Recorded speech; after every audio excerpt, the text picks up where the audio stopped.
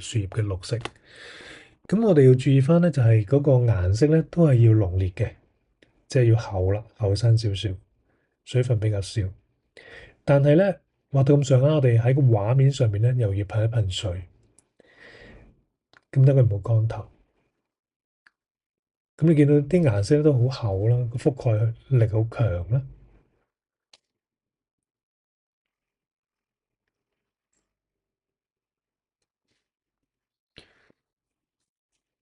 咁遠景嘅一啲樹叢裏邊咧，有一啲藍綠色啦，咁令到個綠嗰個層次咧就唔係淨係得偏黃嗰邊啦，而係有偏藍嗰邊會多咯。